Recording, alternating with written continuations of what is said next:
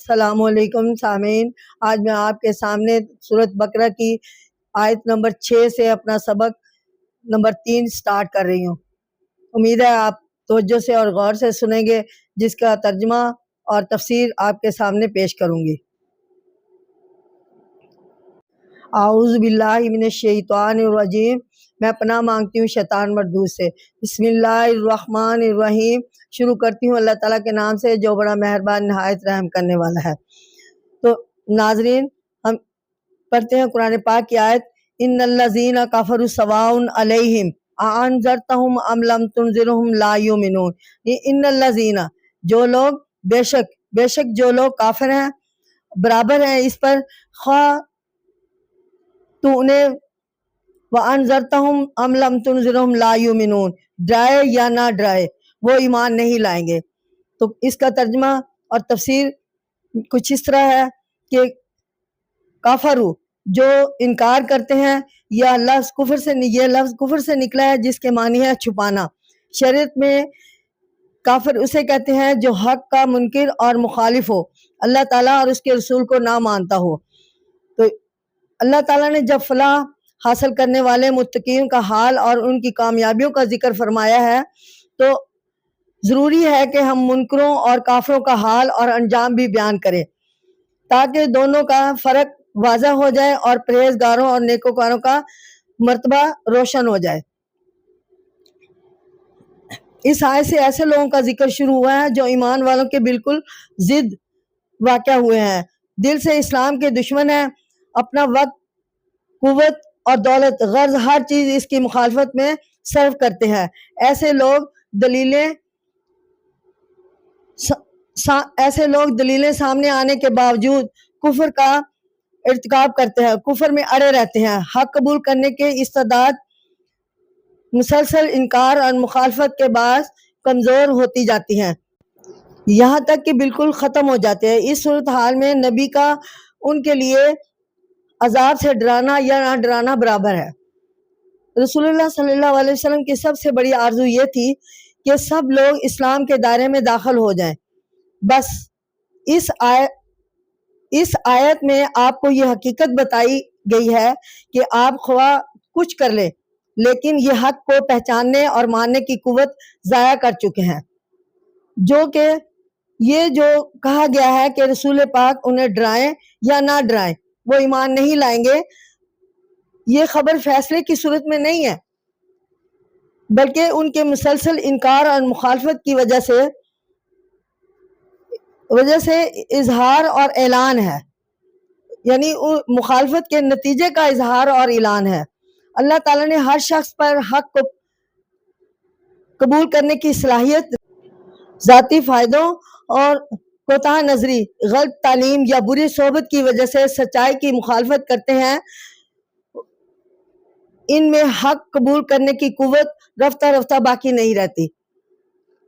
اس لیے ہمارا یہ فرض ہے کہ تلاش حق کی جو قوت ہمارے اندر فطری طور پر موجود ہے، اس کو ضائع نہ ہونے دے، ہمیشہ حق اور صداقت کی جستجو میں لگے رہیں۔ ہمیں چاہیے کہ حق کی تعلیم عام کریں اور اس خوش اسلوبی اور حکمت سے حق کا پیغام جو ہے اللہ کے بندوں تک پہنچائے۔ سامعین، اب ہم آیت نمبر 7 کا ترجمہ اور تفسیر بیان کرنے لگے ہیں۔ تو ختم اللہ علی قلوبہم وعلی سمعہم وعلی ابصارہم، یعنی اللہ ان کے دلوں اور کانوں پر جو ہے مہر لگا چکا ہے، اللہ تعالیٰ نے ان کے دلوں پر، کانوں پر مہر لگا دی ہے۔ وعلی ابصارہم غشاوۃ ولہم عذاب عظیم، اور ان کی آنکھوں پر پردہ ڈال دیا ہے۔ ولہم عذاب علیم، اور ان کے لیے بہت ہی بڑا عذاب ہے۔ تو سامعین، ایسے لوگ جو کہ کفر پہ بالکل بضد ہو گئے ہیں، تو ان کے اللہ تعالیٰ نے دل پر مہر لگا دی ہے، اور سننے کی سماعت مطلب کانوں پر مہر لگا دی ہے، اور آنکھوں پر پردہ ڈال دیا ہے، اور وہ لوگ بڑے ہی عذاب میں مبتلا ہوں گے۔ تو سامعین، یہ ختم ختم کا مطلب ہے ختمہ یعنی مہر لگا دینا، اس سے مراد ہے وہ نتیجہ ہے جو مسلسل انکار اور مخالفت حق سے پیدا ہوتا ہے۔ پھر ہے سمعہم، یعنی ان کے کانوں پر اللہ تعالیٰ نے مہر لگا دی، یعنی کانوں میں سننے کی قوت ہی نہیں رہی، یعنی سننے کی صلاحیت ہی نہیں رہی۔ پھر ہے ابصارہم، یعنی آنکھوں پر اللہ تعالیٰ نے ان کے پردہ ڈال دیا ہے، غشاوتوں یعنی پردہ ڈالنا۔ تو سامعین اب یہ ہے کہ دنیا میں ہر قانون، ہر چیز پر حاوی ہے اللہ تعالیٰ کی ذات، یعنی کہ جب کوئی قوت مسلسل طور پر کام میں نہ لائی جائے تو آخر کار وہ اپنا عمل چھوڑ بیٹھتی ہے۔ یہی حال حق کے سمجھنے اور دیکھنے کی قوتوں کا ہے۔ اگر انہیں مسلسل بیکار رکھا جائے تو اللہ تعالیٰ کا یہ فطری قانون جو ہے یہاں بھی جاری ہوتا ہے۔ اسی قانون کی اجرا کا ذکر اس آیت میں کیا گیا ہے۔ تو اللہ تعالیٰ کی طرف سے مہر لگ جانے کا عمل انسان کے جان بوجھ کر کفر اختیار کرنے اور اس پر اصرار کرنے کے بعد ہوتا ہے۔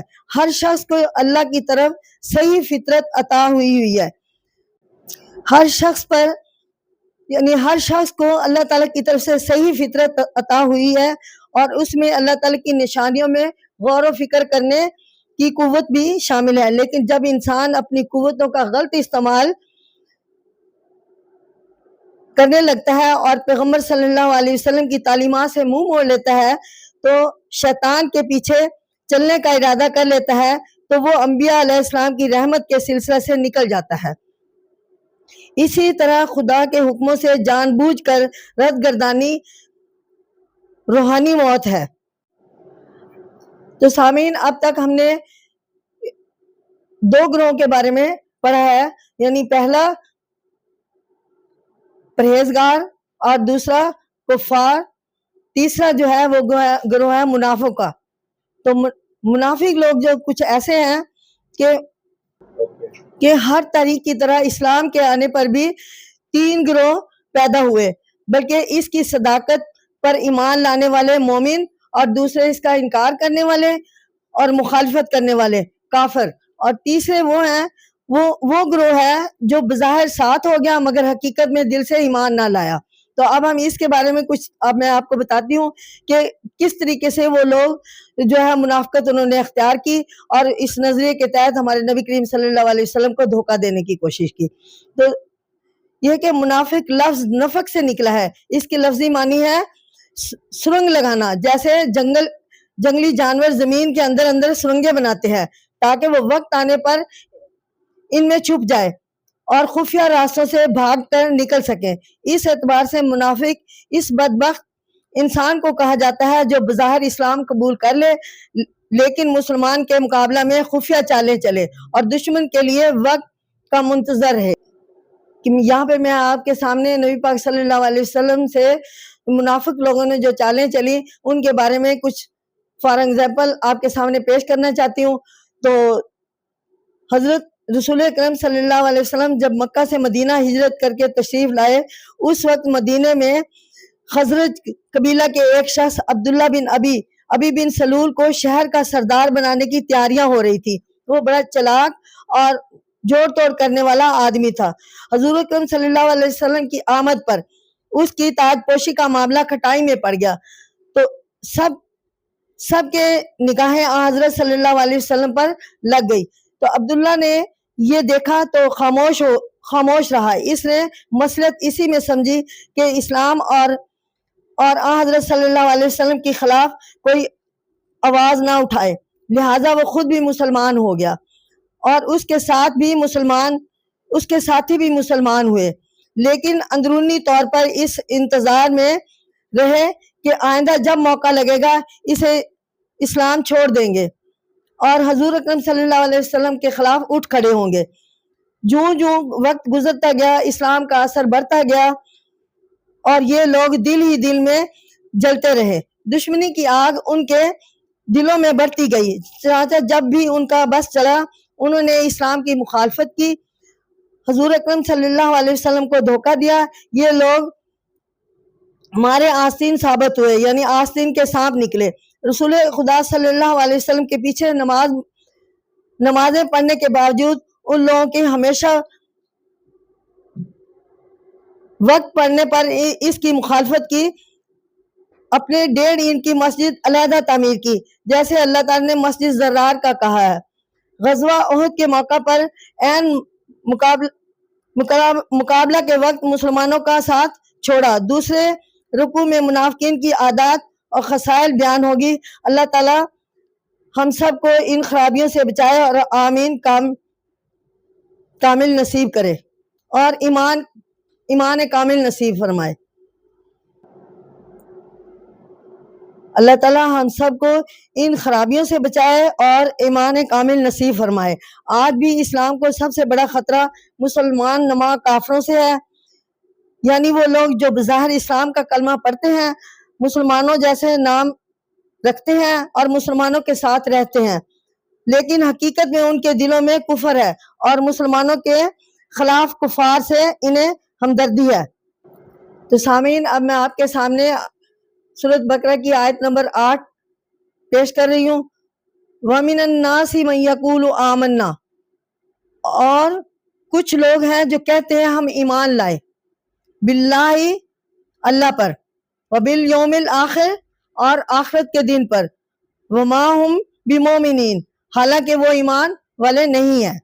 تو ناظرین، یہاں پہ یعنی یہ ترجمہ بتایا ہے آپ کو، اور اب میں آپ کو اس کی تفسیر بتا رہی ہوں کہ اب تک قرآن مجید نے 2 قسم کے انسانوں کا ذکر کیا ہے، ایک اللہ کے قانون کے فرما بردار مومن، دوسرے قانون الہی کے انکار کرنے والے کافر۔ اب تیسری قسم کے لوگوں کا ذکر شروع ہو رہا ہے۔ یہ لوگ بھی اسلام کے مخالف اور دشمن ہی ہیں، مگر یہ اپنے کفر اور دشمنی پر فریب کا پردہ ڈالے رکھتے ہیں، زبان پر اسلام کا دعویٰ کرتے ہیں لیکن دل میں کفر۔ انہیں قرآن کی اصطلاح میں منافق کہا گیا ہے۔ نفاق یہ ہے کہ انسان اعلان تو نیکی اور اسلام کا کرتا ہے، پھرے لیکن دل میں بدی اور کفر چھپائے رکھے۔ اسلام نے جب ایمان باللہ، ایمان بالا آخر کے عقیدوں کا اعلان کیا تو جس کو مسلمان بننا منظور ہوتا اس کے لیے ان دونوں عقیدوں کا ماننا ضروری ہوتا۔ چنانچہ مدینہ کے لوگوں کے ایک خاص گروہ نے انہیں 2 عقیدوں کا اظہار کر کے چاہا کہ مسلمانوں میں شامل ہو جائیں۔ وہ مسلمانوں میں تو شامل کر لیے گئے لیکن ان کے دل صاف نہ تھے، ان کے چالوں سے بچنا ضروری تھا۔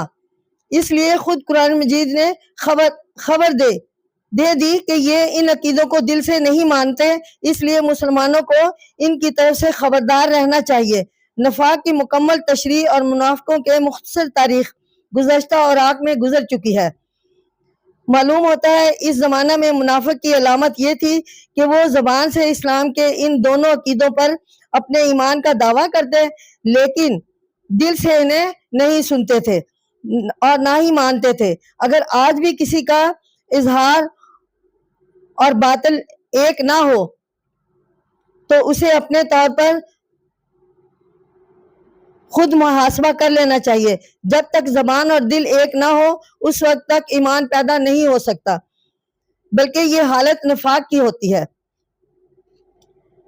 رسول اکرم صلی اللہ علیہ وسلم کے صحابہ اپنی بزرگی اور کمال کے باوجود ہمیشہ خود اپنا محاسبہ کیا کرتے تھے۔ یہی وجہ تھی کہ وہ ایمان اور اخلاص کے اونچے درجات پر پہنچے۔ اللہ تعالیٰ نے انہیں بلند مقامات عطا کیے اور انہیں کامیابیوں سے نوازا۔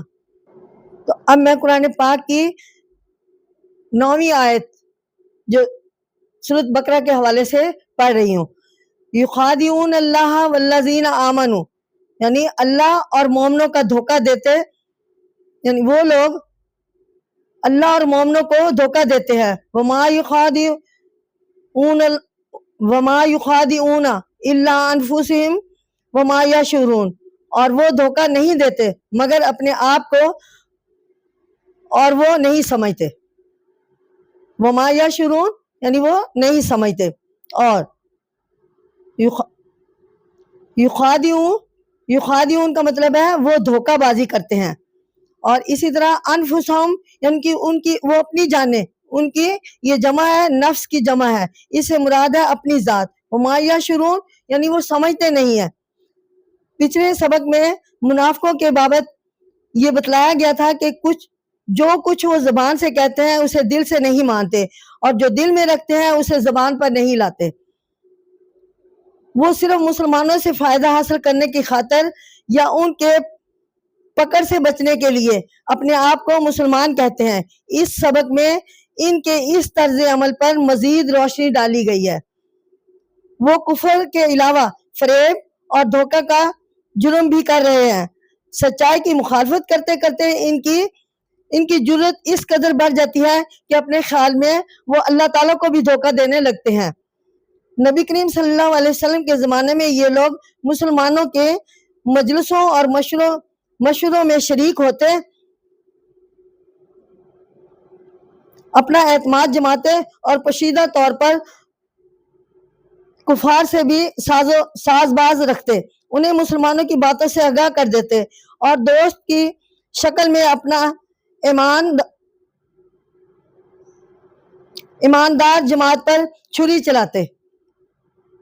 تو مسلمانوں کا یہ طرز عمل خاص طور پر قابل مذمت ہے کہ منافقوں کا یہ طرز عمل خاص طور پر قابل مذمت ہے کہ وہ اپنے اس طرز عمل سے مومنوں کو دھوکہ دینے کی کوشش کرتے ہیں.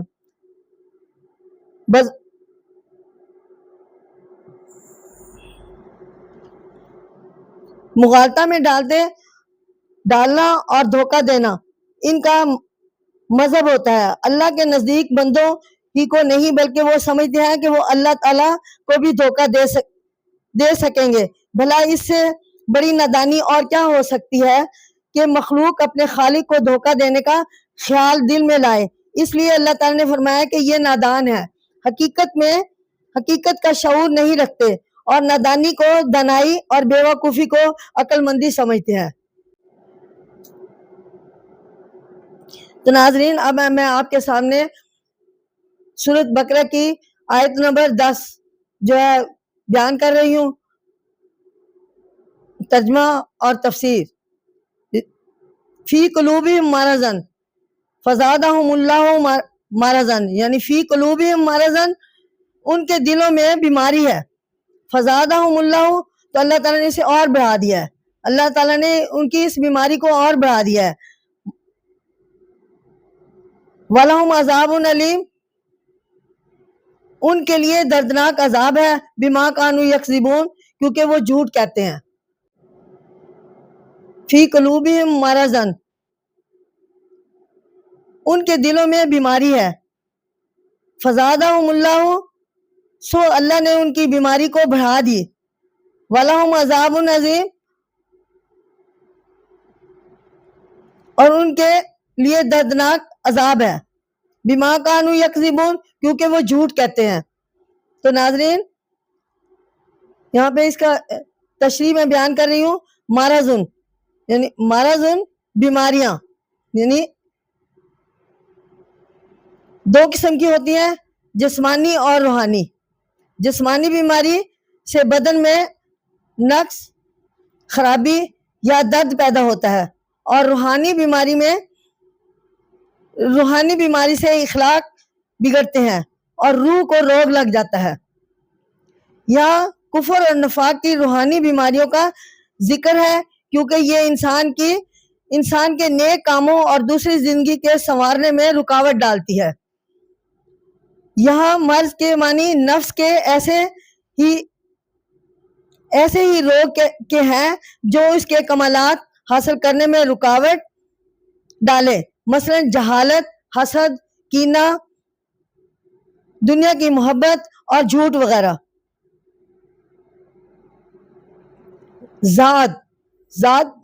زاد مین کہ بڑھا دینا، اللہ تعالیٰ نے ان کی بیماری کو اور بڑھا دیا ہے. یعنی جس کام پر وہ چل رہے ہیں برے کام ان کے اللہ تعالیٰ نے بڑھا دیے ہیں. ان کے یعنی رسول اللہ صلی اللہ علیہ وسلم اور مسلمانوں کو اور زیادہ ترقیاں اور فتح مندیاں دے کر ان کے حسد کو بڑھا دیا. ان کے دل میں اسلام کی دشمنی اور مسلمانوں سے حسد کا روگ بڑھ گیا ہے. علیم دردناک، یعنی یہ بہت زیادہ درد کے زمرے میں یہ لفظ استعمال ہوتا ہے کہ یہ لفظ علم سے نکلا ہے جس کے معنی ہے درد.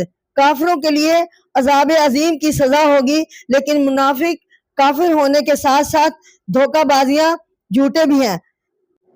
کافر ہونے کی صورت میں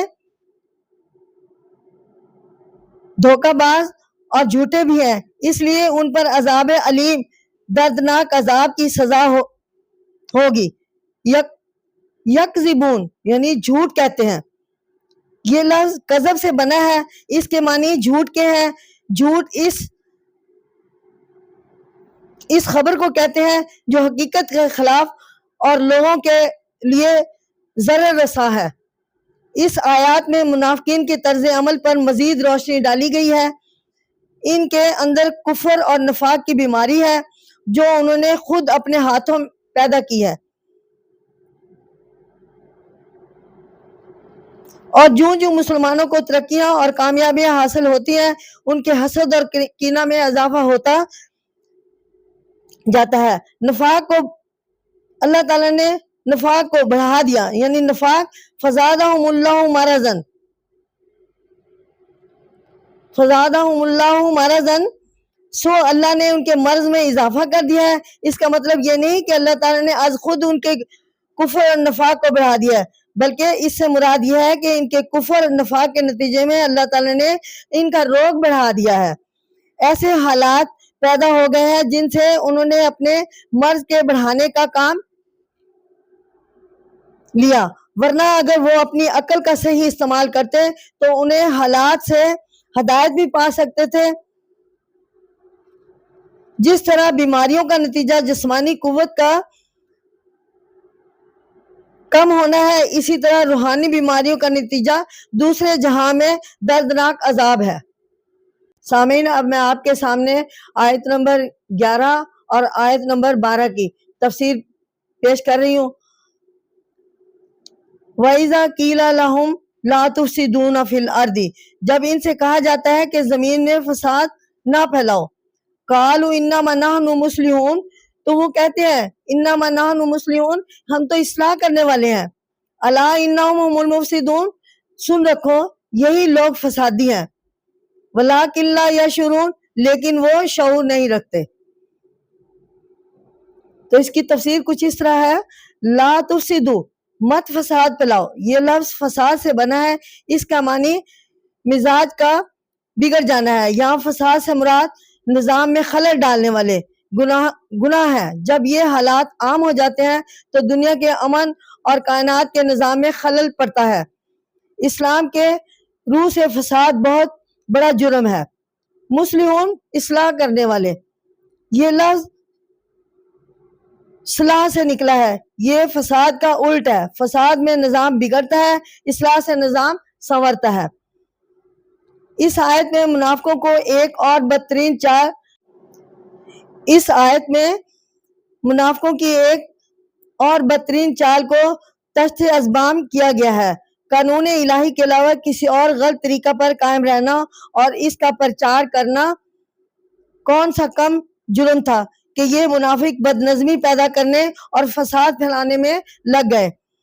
پس پردہ سازشیں کرنا، دوست بن کر دشمنی کرنا ان کی عادت ہو گئی تھی. منافقوں پر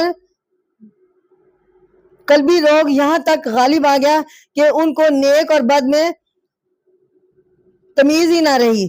جب ان سے کہا جاتا کہ اپنے اس طرز عمل سے ملک میں فساد مت پھیلاؤ تو وہ کہتے ہیں کہ ہم تو اصلاح اور بھلائی کرنے والے ہیں، حالانکہ حقیقتاً مفسدوں ہی میں ہیں.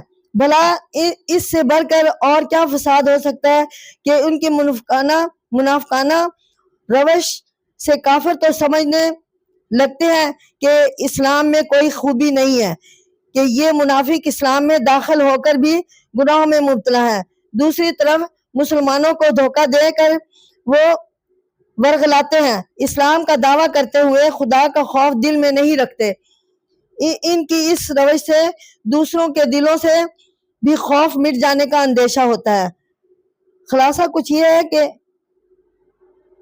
سچائی سے لوگوں میں آپس میں سلوک پیدا ہوتا ہے جو دنیا میں اصلاح کا باعث بنتا ہے، اور منافقت سے دنیا کے انتظام میں خلل پیدا ہوتی ہے۔